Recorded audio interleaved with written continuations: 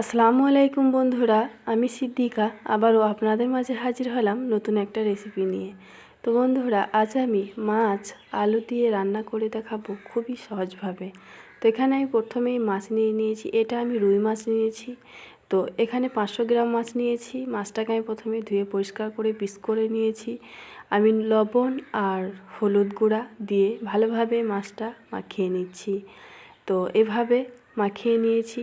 মাখিয়ে নেওয়া হলে আমি এসেছি ফ্রাই প্যানে। তো এখানে পরিমাণ মতো তেল দিয়ে তেলটা গরম হয়ে গেলে এখানে একে একে মাছগুলি দিয়ে দিচ্ছি। তো প্রথমে আমি মাছটা ফ্রাই করে নিচ্ছি, তারপরেই আমি মাছটা আলু দিয়ে রান্না করে আপনাদেরকে দেখাবো ইনশাল্লাহ। তো এখানে আমি 6 পিস মাছ দিয়ে নিয়েছি। তো একটা পিঠ হয়ে এলে অপর পিঠটা আবারও উল্টে দিচ্ছি। তো এই কাজটা একটু সাবধানে করে নেবেন। তো এখানে আমি লবণ আর হলুদ দিয়ে এই মাছটা ফ্রাই করছি। আপনারা চাইলে আপনাদের পছন্দের মতো যে কোনো মশলা এখানে অ্যাড করতে পারেন, তাতেও কিন্তু কোনো সমস্যা নেই। আমি এই মাছটা রান্না করব বলে শুধুমাত্র লবণ আর হলুদ দিয়ে এই মাছটাকে ফ্রাই করে নিয়েছি। তো মাছগুলি আমার ফ্রাই হয়ে গেলে আমি তুলে নিচ্ছি। আবারও একইভাবে বাকি মাছগুলি ভেজে নিচ্ছি। তো এখানে আমি রান্না করার জন্য নিয়ে নিয়েছি সরিষা। এখানে আমি কালো সরিষা নিয়েছি 1.5 চামচ পরিমাণ, আর দিয়ে দিচ্ছি গোটা জিরে, আর দিয়ে দিলাম সোমবাড়া। আচ্ছা, সবগুলি মশলা আমি একই সাথে পেস্ট বানিয়ে নিচ্ছি।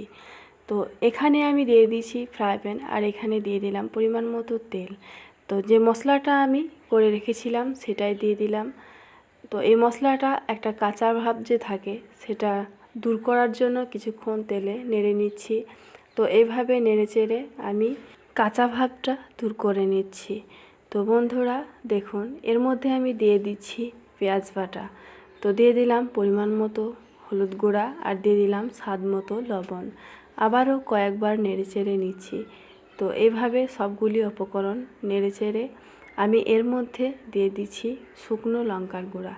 আচ্ছা, আমি এখানে শুকনো লঙ্কার গুঁড়ো দিয়েছি, আপনারা চাইলে শুকনো লঙ্কা বেটেও কিন্তু দিয়ে নিতে পারেন। আচ্ছা, আবারও কয়েকবার নেড়ে চেড়ে নিলাম। এরপর আমি দিয়ে নিচ্ছি 2টি পরিমাণ টমেটো, আর দিয়ে দিয়েছি 4-5টি কাঁচা লঙ্কা ফাটিয়ে। তো সবগুলি উপকরণ আমি এইভাবে কষে নিচ্ছি। তো যতক্ষণ পর্যন্ত তেল ছেড়ে না দিচ্ছে ততক্ষণ পর্যন্ত এইভাবে নেড়ে চেড়ে মশলাটি ভালোভাবে কষে নিতে হবে। তো আচ্ছা বন্ধুরা, আমার ভিডিওটি ভালো লাগলে অবশ্যই বন্ধুদের সাথে শেয়ার করবেন, অনুরোধ রইল। তো এখানে আমি দিয়ে দিলাম আলু। আমি আলুটা ফ্রাই করে নিয়েছি এইভাবে রেজা করে। আচ্ছা বন্ধুরা, এখানে আমি দুঃখিত, আলুটা যখন ফ্রাই করেছিলাম ক্যামেরাটা অন করতে ভুলে গিয়েছিলাম, তাই আপনাদেরকে দেখানো হয়নি। লবণ আর হলুদ দিয়ে মেখে আমি আলুটাকে এইভাবে ভেজে নিয়েছি। তো আপনারাও এই কাজটা এভাবে করে নেবেন। তো আলুটা 50% মতো কুক হয়েছে। আমি আলুটাকে কুক হওয়ার জন্য 5 মিনিট ঢাকনা দিয়ে ঢেকে দিলাম, আর 5 মিনিট পর আমি ফিরে এলাম। তো একবার দেখে নিই ভালোভাবে আলুটা কুক হয়েছে কি না। তো কয়েকবার নেড়ে চেড়ে আমি আপনাদেরকে একটু দেখিয়ে দিচ্ছি যে আলুটা এখনও পর্যন্ত কাঁচা আছে নাকি কুক হয়ে গেছে। তো এই যে দেখুন, আলুটা কিন্তু কুক হয়ে গেছে, যেহেতু আলুটা ভেঙে যাচ্ছে। তো এখানে বোঝা যাচ্ছে আলুটা পুরোপুরিভাবে কুক হয়ে গেছে। তো একে একে আমি মাছগুলি দিয়ে দিচ্ছি। তো বন্ধুরা, সকলকে অনেক ধন্যবাদ।